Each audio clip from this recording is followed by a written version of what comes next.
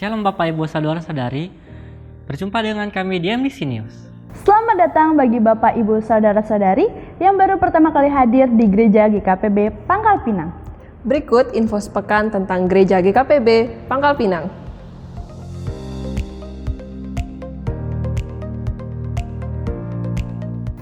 Kelas Pemuridan Hidup dalam Kerajaan Allah atau Dasar Kekristenan DK Angkatan ke-47 diadakan setiap hari Minggu pukul 11 waktu Indonesia Barat setelah ibadah kedua selesai. 1 jam dalam hadirat Tuhan menjadikan 23 jam hidup menjadi lebih bermakna. Mari mengalaminya melalui embun sorgawi yang diadakan setiap hari Selasa dan Kamis pada pukul 5 sampai pukul 6 waktu Indonesia Barat melalui Zoom Meeting.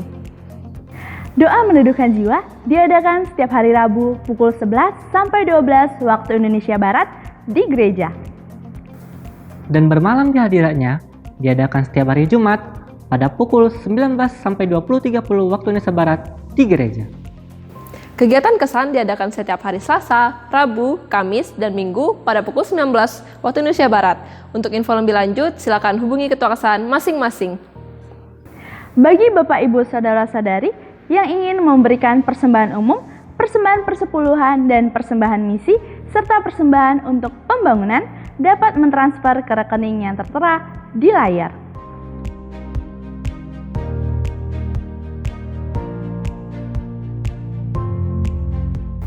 Untuk mengetahui info lebih lanjut mengenai GKPB MDC Pangkal Pinang, Bapak Ibu Saudara-saudari dapat mengikuti Facebook dan Instagram MDC Pangkal Pinang atau subscribe akun YouTube GKPB MDC Pangkal Pinang.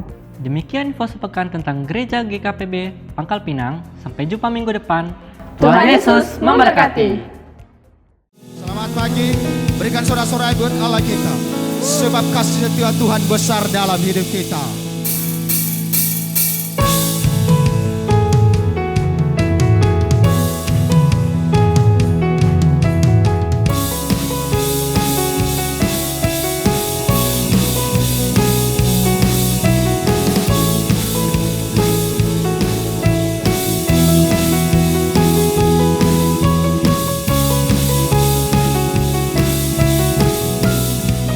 Sama-sama serukan, kau batu karang yang teguh,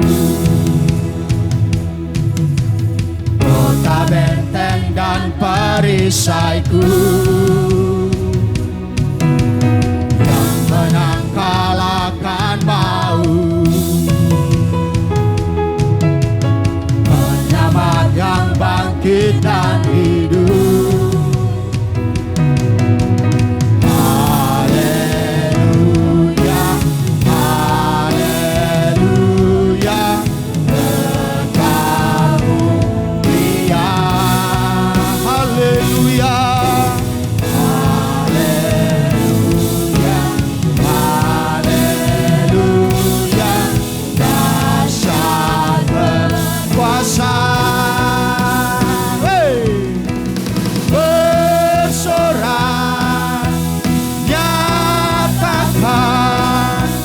Yesus, kaulah Tuhan, kau Raja pemenang, bersorak, masukkan.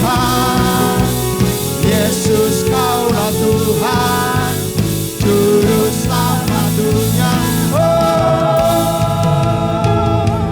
Sebab Engkau Juru Selamat kami Tuhan, penebus hidup kami.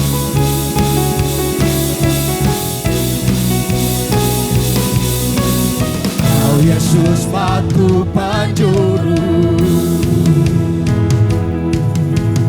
darimulah keselamatanku, yang menang kalahkan maut, penyelamat yang bangkit dan hidup. Haleluya.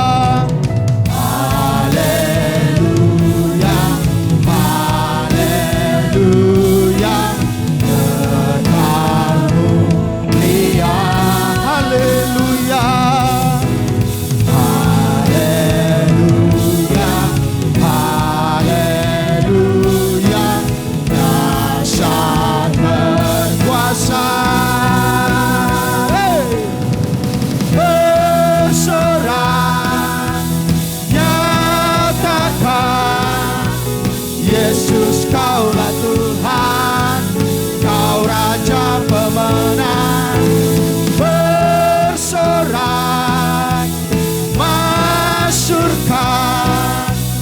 Yesus kaulah Tuhan, juru selamat dunia.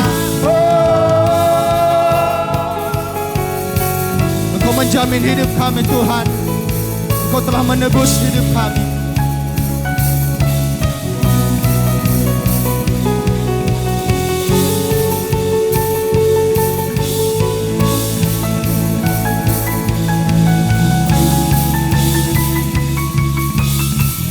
Sama-sama serukan, agung dan perkasa, megah dan percaya.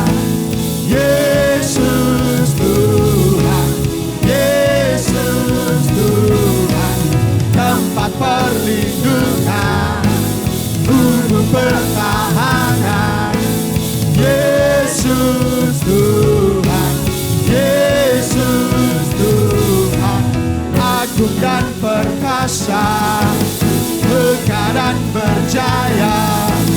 Yesus Tuhan, Yesus Tuhan, tempat perlindungan, kubu pertahanan.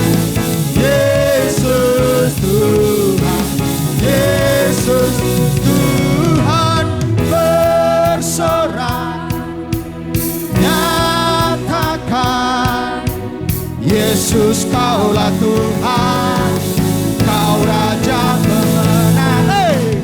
Bersorak masyurkan, Yesus kaulah Tuhan, juru selamat dunia.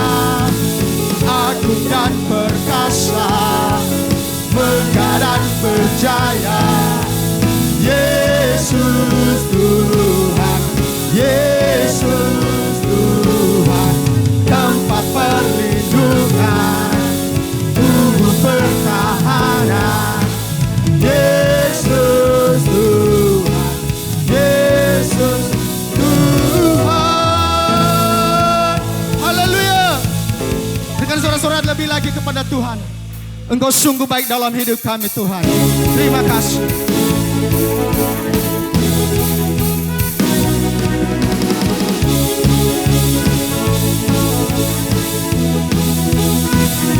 Sama-sama kita serukan. Dari hari ke hari tak pernah terbatalkan, berkat-Mu turun atas hidupku. Dari hari ke hari tiada pernah tertunda, kesetiaan-Mu Kau limpahkan bagiku. Tak berkesudahan kasih setia-Mu Tuhan, rahmat-Mu tak pernah habis dari hari-hariku.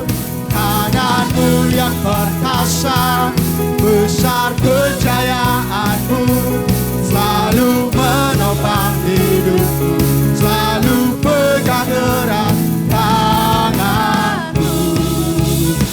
Engkau memegang tangan kami Tuhan.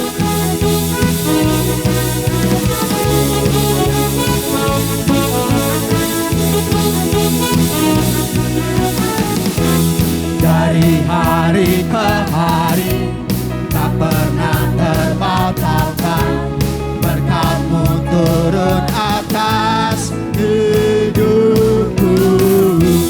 Dari hari ke hari tiada pernah tertunda, kesetiaan-Mu Kau limpahkan bagiku.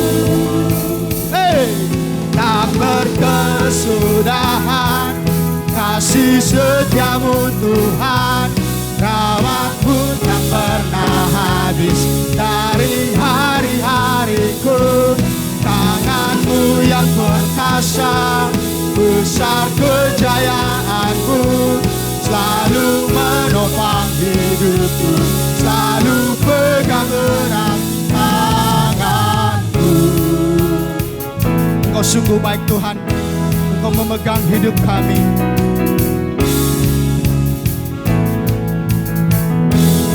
Sama-sama serukan.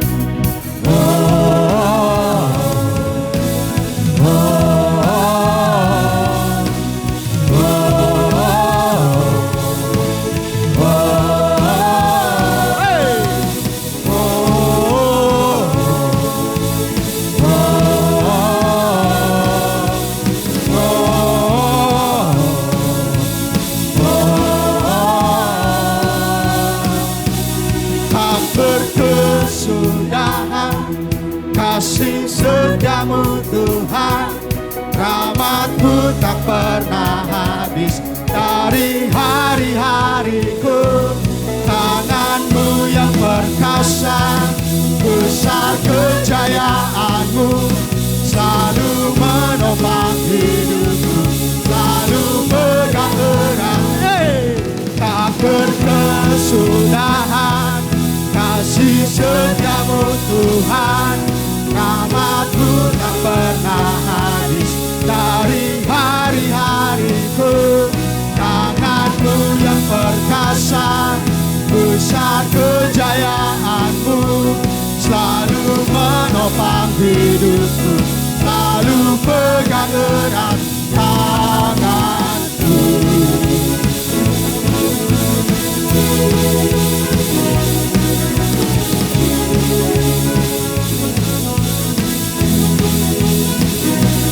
Berikan sorak-sorai buat Allah kita. Haleluya. Sebab Tuhan segalanya dalam hidup kita. Dia kota benteng kita.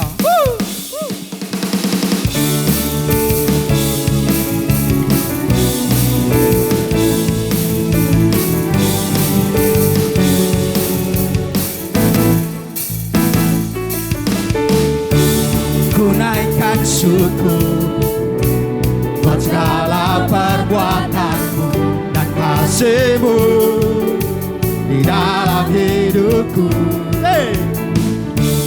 Tiada terukur betapa besar kasih-Mu.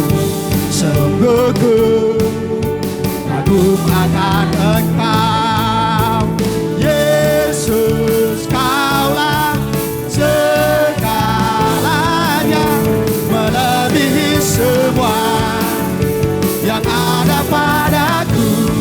Oh Yesus, Kaulah segalanya, seutuhnya ku berikan hatiku untukmu. Ku naikkan syukur buat segala perbuatan-Mu dan kasih-Mu di dalam hidupku. Tiada terukur betapa besar kasih-Mu. Sungguh ku kagum akan Engkau, Yesus. Kaulah segalanya, melebihi semua yang ada padaku. Oh Yesus, Kau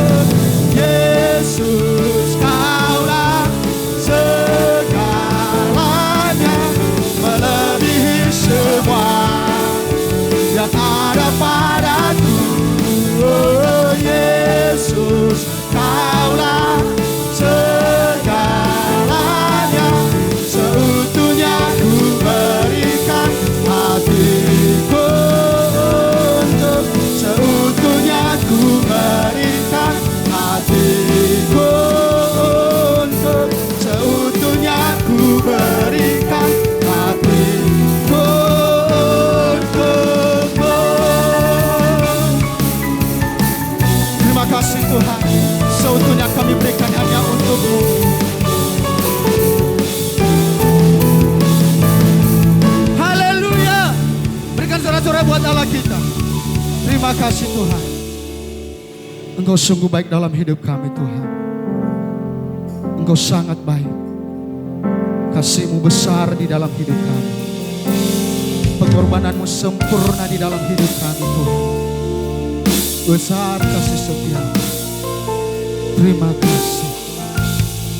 Jemaat Tuhan, mari kita duduk kembali.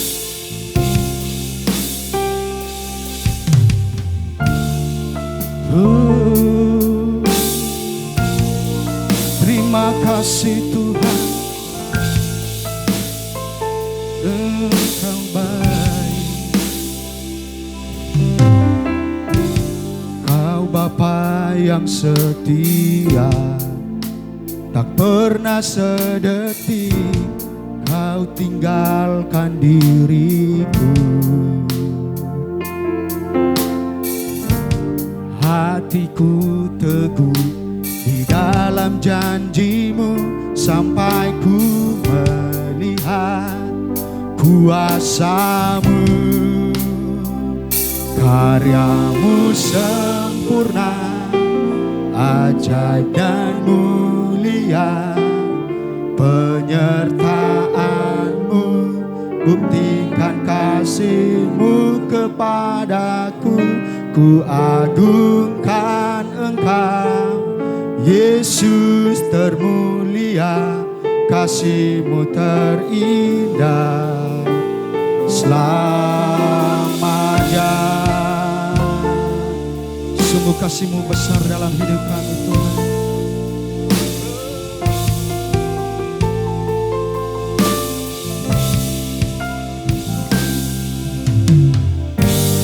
Kau Bapa yang setia, tak pernah sedetik Kau tinggalkan diriku. Hati kami tetap teguh Tuhan. Hatiku teguh di dalam janji-Mu sampai ku melihat Kuasa-Mu, karya-Mu sempurna, ajaib dan mulia. Penyertaan-Mu buktikan kasih-Mu kepadaku. Ku agungkan Engkau, Yesus termulia. Kasih-Mu terindah selamanya. Ku tetap berharap di dalam kesesatan.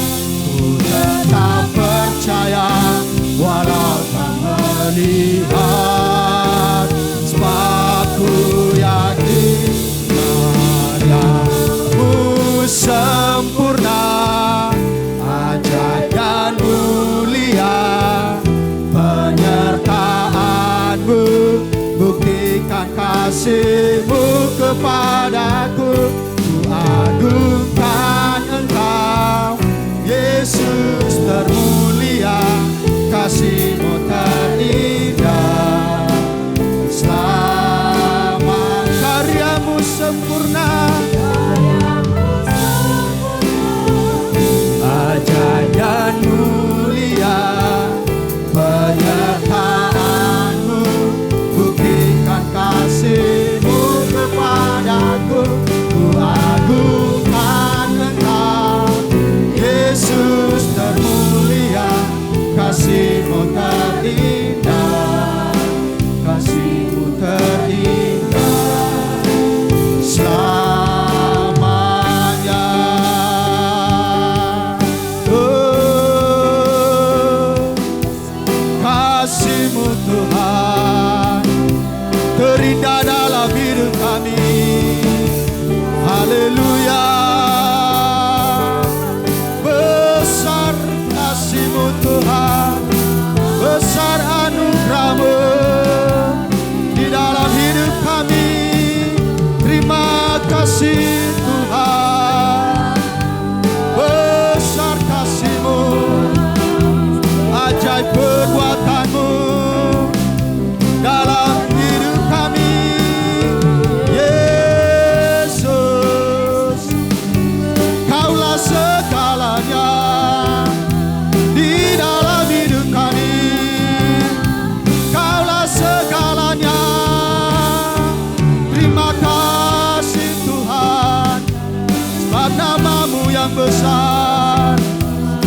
ajaib perbuatan-Mu, Yesus skala Raja. Haleluya, haleluya, haleluya, haleluya. Terima kasih sebab nama-Mu yang besar, ajaib perbuatan-Mu, oh Tuhan. Haleluya,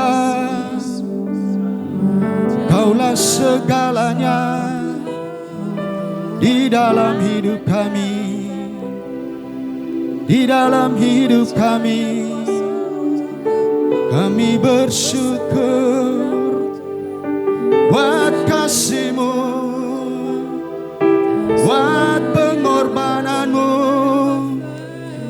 yang Kau berikan bagi kami. Haleluya, oh Tuhan, terima kasih. Haleluya, sungguh besar pengorbanan-Mu di dalam hidup kami Tuhan. Engkau layakkan kami Tuhan menghadap hadirat-Mu pada saat ini. Sungguh besar kasih-Mu Tuhan. Terima kasih.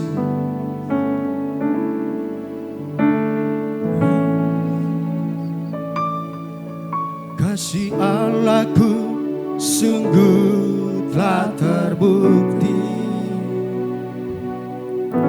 ketika Dia serahkan anaknya. Kasih Allah mau berkorban bagi Kau dan aku. Tak ada kasih seperti kasih-Mu. Kasih Allahku sungguh telah terbukti ketika Dia serahkan anaknya. Kasih Allah mau berkorban bagi Kau dan aku. Tak ada kasih seperti kasih-Mu. Bersyukur, bersyukur, bersyukurlah, bersyukur karena kasih setia-Mu. Ku sembah, ku sembah, ku sembah dan ku sembah.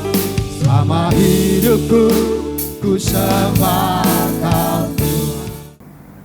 Salam Bapak Ibu dan Saudara Jemaat Tuhan, kita bersyukur di bulan April ini Tuhan terus menyertai, menuntun dan memimpin kehidupan kita. Dan di minggu terakhir pada bulan ini kita masih berbicara dengan tema Unveiling Love atau kasih yang tak pernah gagal. Dan di minggu terakhir ini kita akan berbicara topik kasih yang tidak pernah berakhir. Bapak Ibu dan Saudara kasih dalam Tuhan, pada tahun 1811 Kementerian Keuangan Amerika Serikat menerima selembar amplop yang dikirim lewat pos dan yang isinya sangat unik, yaitu selembar uang senilai $5. Uang itu dilampiri dengan sepucuk surat. Si pengirim yang tidak menyebutkan nama ataupun alamatnya tersebut menulis dan menyampaikan permohonan maaf karena ia telah berlaku tidak jujur terhadap pemerintah. Menerima surat dan dana tersebut, saat itu Presiden Amerika Serikat James Madison memutuskan agar Kementerian Keuangan memasukkan dana tadi ke sebuah akun yang kemudian hari diberi nama Conscience Fund atau dana hati nurani. Akun bank ini dikhususkan untuk menerima uang dari orang yang dalam hatinya merasa bersalah, baik terhadap pemerintah ataupun kepada siapa saja, dan ingin memperbaiki kesalahannya itu dan ingin menyumbang dana kepada pemerintah Amerika Serikat. Sejak keputusan Presiden Amerika Serikat James Madison diberitakan di surat kabar, sampai pada hari ini, yaitu lebih dari 200 tahun kemudian, tetap saja ada orang yang mengirimkan dana secara anonim alias tanpa nama ke sebuah akun conscience fund. Memang kebanyakan orang-orang tersebut tidak menjelaskan mengapa mereka mengirim dana ke akun itu, namun ada juga yang memberi sedikit keterangan.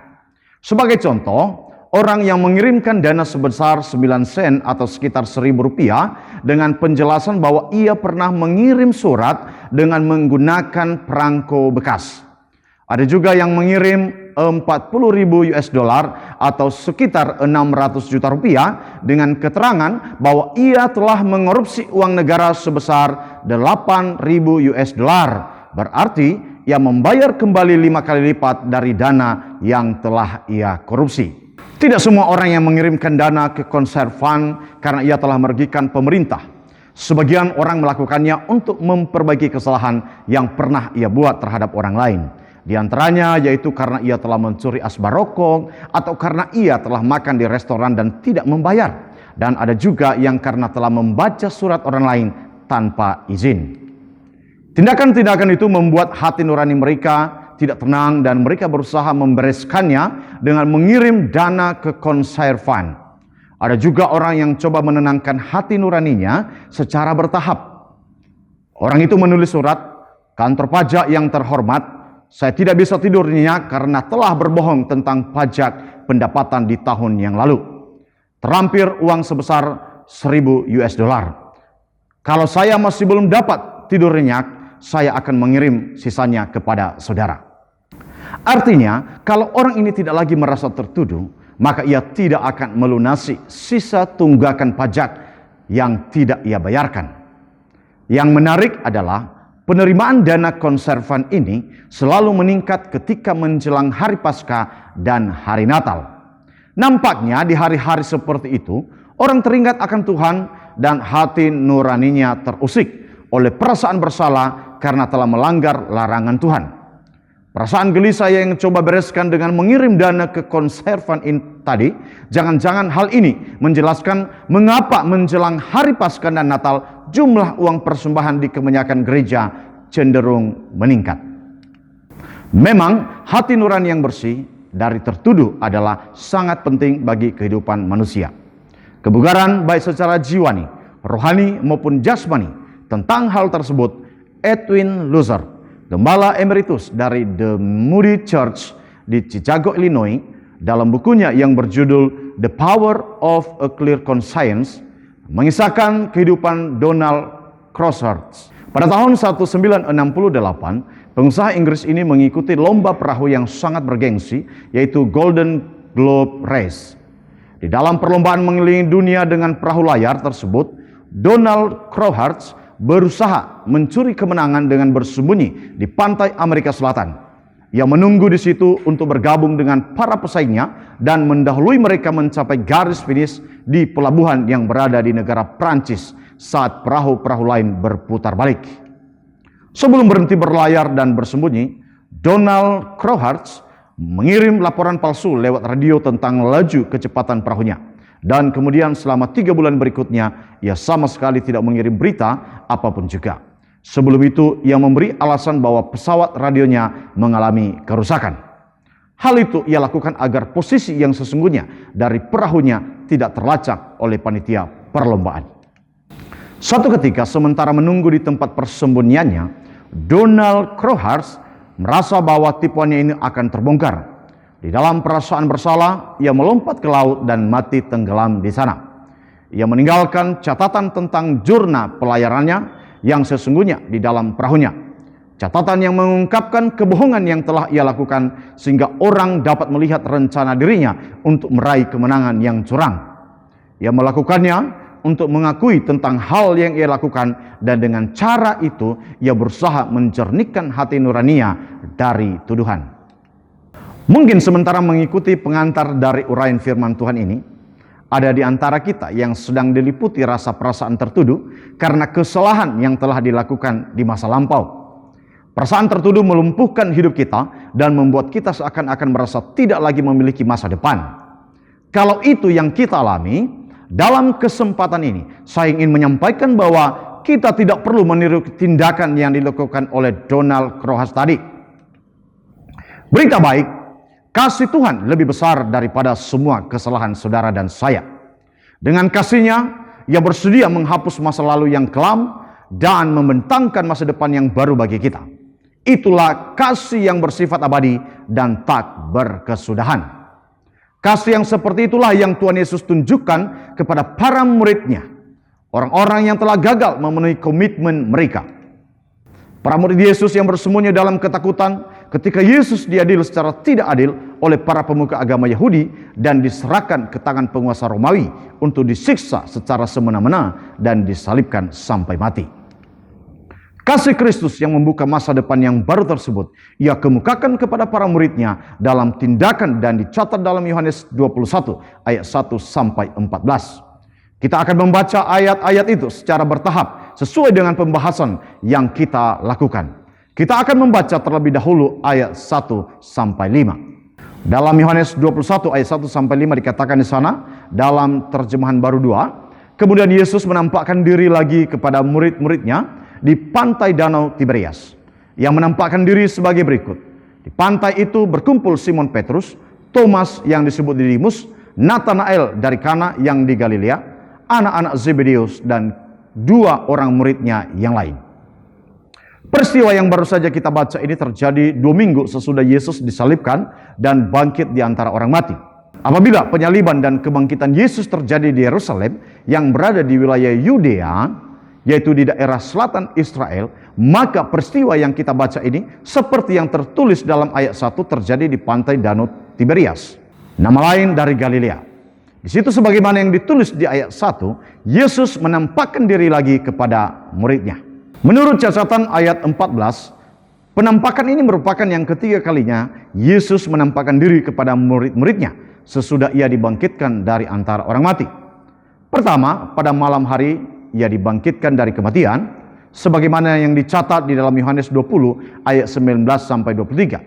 Saat itu para murid-murid-Nya sedang berkumpul di satu tempat di kota Yerusalem dengan pintu-pintu yang terkunci karena merasa takut terhadap para pemuka agama Yahudi yang telah menangkap dan menyerahkan Yesus untuk disalibkan. Kedua, terjadi 8 hari sesudah Yesus dibangkitkan. Menurut catatan Yohanes 20 ayat 26 sampai 29, saat itu para murid Yesus berada kembali dalam rumah tempat Yesus menampakkan dirinya yang pertama kali. Seperti sebelumnya, pintu-pintu rumah tersebut masih tertutup dalam keadaan terkunci. Berarti bila 2 penampakan yang pertama terjadi di wilayah Yudea yang berada di selatan, maka penampakan yang terjadi di wilayah Galilea di wilayah utara. Dalam Yohanes 21 ayat 3 sampai 5 dikatakan, kata Simon Petrus kepada mereka, "Aku mau pergi menangkap ikan. Kami mau pergi juga bersamamu." Mereka berangkat lalu naik ke perahu. Tetapi malam itu mereka tidak menangkap apa-apa. Ketika hari mulai siang, Yesus berdiri di pantai, tetapi murid-murid itu tidak tahu bahwa itu adalah Yesus. Kata Yesus kepada mereka, "Hai anak-anak, apakah kamu punya ikan?" Jawab mereka, "Tidak." Bila penampakan yang pertama dan kedua, Tuhan Yesus melakukannya dengan maksud untuk menunjukkan kepada para murid-Nya bahwa Ia telah bangkit dari kematian, yaitu karena kuasa-Nya yang tidak terbatas, maka tidak demikian halnya dengan penampakan yang ketiga kalinya.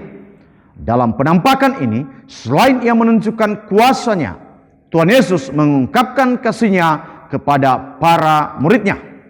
Kasih yang wujudnya pertama, menerima orang-orang yang telah gagal.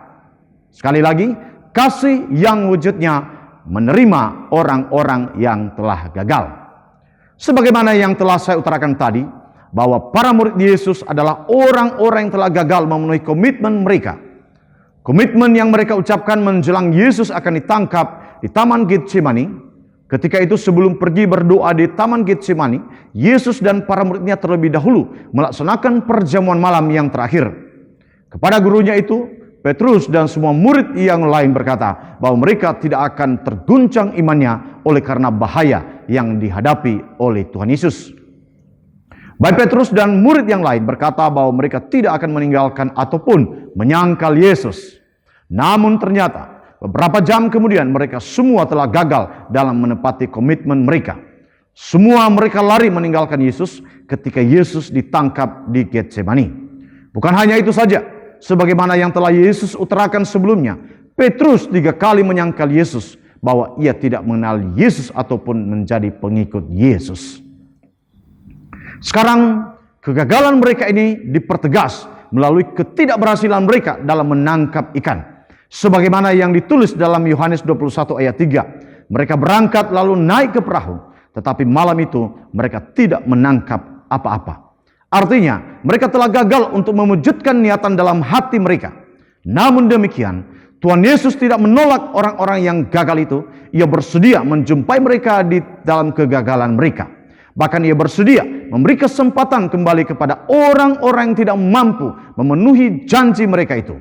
Itulah kasih Kristus, yaitu kasih yang menerima orang-orang yang telah gagal. Penerimaan seperti itu pernah ditunjukkan oleh Thomas Alva Edison, orang yang berhasil menemukan bahan untuk membuat kawat lampu pijar yang memungkinkan bola lampu listrik menyala untuk jangka waktu yang panjang. Penemuan yang dihasilkan melalui jerih lelah yang sangat luar biasa. Tidak kurang dari 2000 kali Edison melakukan eksperimen sampai akhirnya berhasil menemukan bahan untuk kawat pijar tersebut. Dalam salah satu eksperimen yang ia lakukan itu, Edison dan para asistennya bekerja tanpa henti selama 24 jam penuh. Setelah menghasilkan sebuah bola lampu dengan bahan kawat pijar yang baru, Edison menyerahkan bola lampu itu kepada salah seorang asistennya yang masih berusia muda. Dimintanya sang asisten tersebut untuk bawa bola lampu ke lantai atas dari laboratorium tempat ia bekerja, yaitu di Main Bank, New Jersey, guna diuji coba. Dengan perasaan was-was, anak muda tadi membawa bola lampu ke lantai atas. Ia menaiki anak tangga dengan hati-hati. Namun di luar dugaan, ketika ia menaiki anak tangga yang teratas, tanpa sengaja bola lampu itu terlepas dari tangannya dan jatuh ke lantai sehingga hancur berkeping-keping. Apa yang dilakukan oleh Thomas Alva Edison? Ia mengajak timnya untuk bekerja lagi guna membuat bola lampu yang baru. Beberapa jam kemudian, bola lampu itu berhasil dibuat. Lalu apa yang dilakukan Thomas Alva Edison? Thomas Alva Edison yang sudah kelelahan itu menyerahkan hasil kerjanya yang kedua kalinya ini kepada si anak muda tadi untuk dibawa naik ke atas. Padahal sebelumnya anak muda itu telah menjatuhkan bola lampu yang dihasilkan Edison. Tindakan Edison dalam mempercayakan bola lampu kedua ini menunjukkan kebesaran hatinya kepada seorang yang telah gagal. Hal yang sama yang dilakukan Yesus kepada muridnya dengan penuh kasih, seperti yang telah ia lakukan di Danau Galilea pada hari itu. Ia menerima mereka. Hal yang kedua, wujud kasih Yesus adalah menolong orang-orang yang telah gagal. Sekali lagi, hal yang kedua, wujud kasih Yesus adalah menolong orang-orang yang telah gagal. Bukan saja ia bersedia menerima para muridnya, Yesus juga bertindak menolong mereka guna mengatasi kegagalan mereka. Hal itu ditulis dalam Yohanes 21 ayat 6 dan ayat 9 sampai 11. Ayat 6 dikatakan, kata Yesus kepada mereka, tebarkanlah jalamu di sebelah kanan perahu, maka kamu akan mendapatkannya. Mereka pun menebarkannya, dan mereka tidak dapat menariknya lagi karena banyaknya ikan.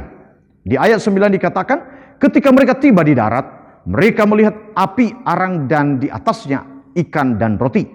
Kata Yesus kepada mereka, bawalah beberapa ikan yang baru kamu tangkap itu. Simon Petrus naik ke perahu, lalu menarik jala itu ke darat. Penuh ikan-ikan besar, 153 ekor banyaknya. Dan sekalipun sebanyak itu, jala itu tidak koyak. Di ayat-ayat yang telah kita baca ini ditulis pertolongan Yesus kepada para muridnya. Sehingga kalau sebelumnya semalam-malaman mereka menjala ikan namun tidak berhasil memperoleh seekor pun, maka sekarang dengan sekali menebar jala mereka memperoleh hasil yang berlimpah-limpah. Itulah kuasa yang melampaui pengetahuan dan pengalaman mereka sebagai para nelayan. Itulah kuasa Tuhan Yesus yang tidak terlepas dari kasih-Nya kepada para muridnya. Pertolongan seperti itulah yang ditunjukkan oleh Jim Redmond kepada putranya Derek Redmond dalam Olimpiade Barcelona pada tahun 1992. Seperti yang dikisahkan bahwa Derek Redmond adalah pemegang rekor nasional Inggris untuk lari 400 meter dari tahun 1987 sampai 1992. Di dalam Olimpiade Barcelona tahun 92, ia ikut bertanding dalam lomba 400 meter juga. Pada babak semifinal, setelah berlari 15 detik dan menempuh jarak 150 meter, mendadak otot paha atau hamstring dari Redmond mengalami cedera. Walau demikian, ia masih berupaya untuk berlari terus. Namun 50 meter kemudian, ia jatuh kesakitan. Segera, petugas kesehatan datang dan membawa tandu. Tetapi Redmond menolak berhenti bertanding. Sementara itu, para pelari yang lain sudah mencapai garis finish. Ia mencoba untuk bangkit kembali dan mulai berlari kembali dengan terpincang-pincang sambil menahan rasa sakit. Melihat apa yang terjadi, Jim Redmond, ayah dari Derek Redmond, segera turun ke lapangan. Jim menerobos para petugas yang coba menghalangi dirinya. Ia sampai kepada anaknya dan meminta agar Derek Redmond berhenti berlari sebab ia sedang membahayakan otot kakinya. Derek Redmond menolak permintaan sang ayah dan berkata bahwa ia ingin terus berlari. Melihat dari kegigihan putranya, Jim berkata, "Kalau begitu, mari kita mencapai garis finish bersama-sama." Dengan memapa anaknya, Jim menampingi anaknya untuk mencapai garis finish. Salah satu anggota juri datang dan berkata kepada Jim, "I'm sorry, sir. You must leave the track." Maaf, Pak, Anda harus meninggalkan jalur perlombaan. Jim menepis tangan orang itu sambil berkata, "Leave me alone. This is my boy." Tinggalkan aku. Ini adalah anakku. Melihat hal itu, 60.000 penonton yang memenuhi stadion Barcelona berdiri dan bertepuk tangan memberi semangat kepada Jim dan Derek Redmond yang terus berjalan sampai mencapai garis finish. Memang Derek Redmond tidak berhasil masuk ke babak final dan tidak memenangkan medali kejuaraan Olimpiade Barcelona 1992. Ia bahkan didiskualifikasi karena tidak mencapai garis finish dengan berlari sendiri, tetapi dengan bantuan orang lain yaitu ayahnya. Namun peristiwa hari itu dipandang sebagai salah satu peristiwa yang monumental dalam sejarah Olimpiade.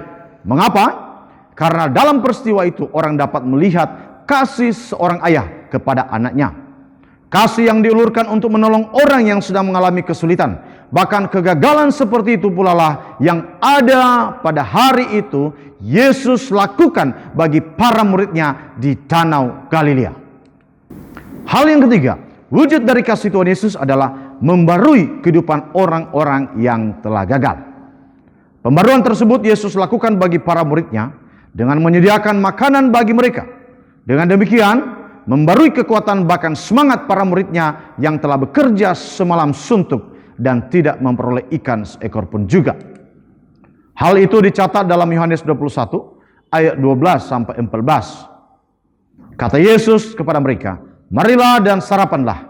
Tidak ada di antara murid-murid itu yang berani bertanya kepadanya, "Siapakah engkau?" Sebab mereka tahu bahwa ia adalah Tuhan. Yesus maju ke depan, mengambil roti dan memberikannya kepada mereka. Demikian juga ikan itu. Itulah ketiga kalinya Yesus menampakkan diri kepada muridnya sesudah ia dibangkitkan dari antara orang mati. Di ayat yang ke-9 yang telah kita baca tadi ditulis ketika muridnya sedang menjala ikan dan belum memperoleh ikan, Yesus sudah berada di pantai dan menyiapkan makanan untuk mereka. Makanan dalam bentuk roti dan ikan bakar. Dengan kata lain, bila Yesus menolong mereka sehingga para muridnya itu berhasil memperoleh ikan seperti yang di ayat 6, hal itu bukan karena Yesus memerlukan ikan yang ditangkap oleh para muridnya. Karena itu di ayat 12 dan 13 ditulis, ketika para murid Yesus tiba di darat, roti dan ikan bakar sudah tersedia. Dan Yesus mempersilakan para muridnya untuk sarapan. Bahkan di ayat 13 ditulis bahwa bukan saja Yesus menyiapkan makanan untuk mereka, ia juga melayani para muridnya itu dengan mengambil dan memberikan makanan bagi mereka. Itulah wujud dari kasih Kristus, kasih yang membarui kehidupan dari orang-orang yang telah gagal tadi. Coba kita perhatikan sejenak. Yesus menyediakan makanan dan melayani orang-orang yang sebelumnya meninggalkan dia. Kalau saudara mengalami apa yang Yesus alami itu, apakah yang akan saudara lakukan? Apakah saudara menyediakan makanan dan melayani mereka? Tindakan Tuhan Yesus dalam menyediakan makanan dan melayani para muridnya itu merupakan wujud kasih-Nya kepada mereka. Kasih kepada orang-orang yang telah gagal. Kasih yang membarui kehidupan mereka. Itulah kasih yang memberikan pengharapan dan masa depan baru bagi mereka. Kasih Tuhan Yesus yang menerima, menolong dan memberi kehidupan orang yang telah gagal. Seperti itulah yang sangat kita perlukan dalam kehidupan kita. Kasih yang menghapus masa lampau yang kelam dan membebaskan hati nurani dari segala tuduhan oleh sebab kegagalan di masa lampau. Kebebasan yang dikatakan oleh Ogden Nash, orang sastrawan dan jurnalis Amerika yang sangat terkenal sebagai kemerdekaan yang mendatangkan kebahagiaan. Tentang hal itu, Ogden Nash menulis, "There is only one way to achieve happiness on this terrestrial ball, on that is have either a clear conscience or none at all." Satu-satunya jalan untuk mencapai kebahagiaan di dunia ini adalah memiliki hati nurani yang bersih atau sama sekali tidak memiliki hati nurani. Memang orang yang tidak memiliki hati nurani tidak akan merasa tertuduh oleh kesalahan yang ia buat. Sehingga sudah melakukan kejahatan pun ia akan merasa tenang-tenang saja. Tetapi tidak demikian halnya dengan kebanyakan orang, yaitu mereka yang masih memiliki hati nurani.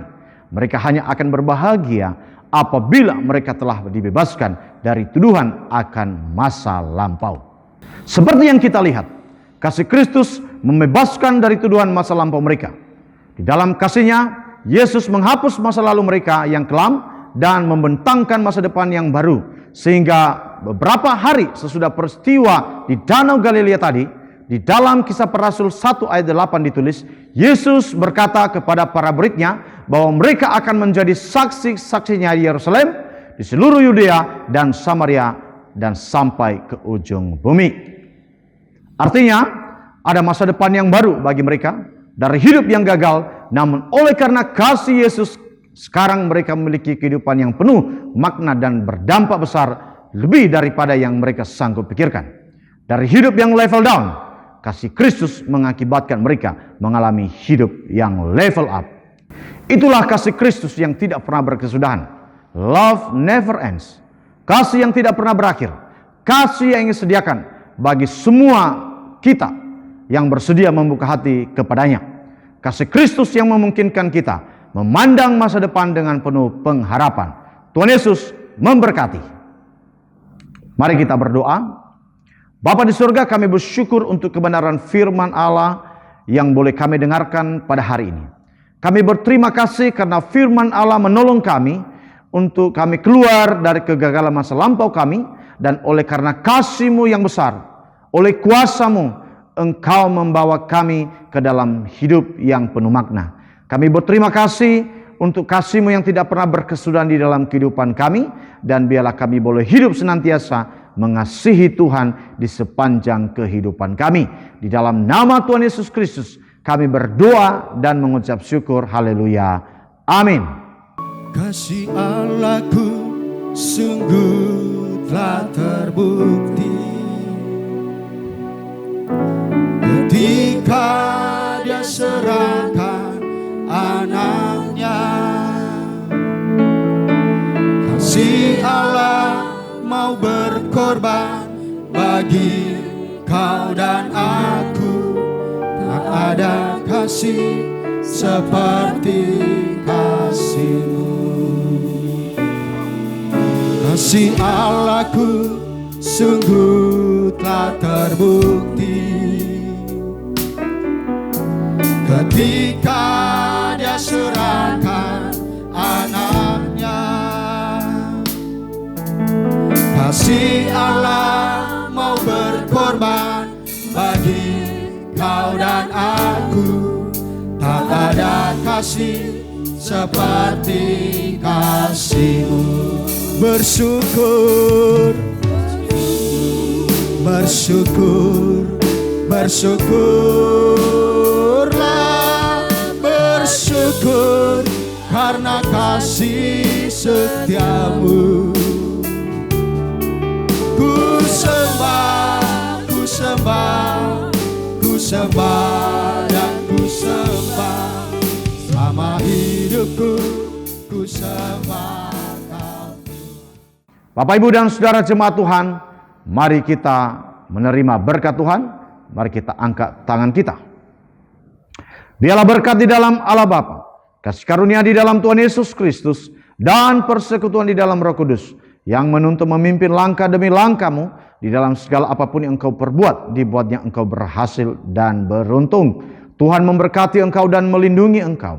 Tuhan menyinari engkau dengan wajahnya dan memberikan engkau kasih karunia-Nya. Tuhan menghadapkan wajahnya kepadamu dan memberikan engkau damai sejahtera hari ini sampai untuk selamanya. Yang menerima berkat Tuhan bersama kita katakan, amin.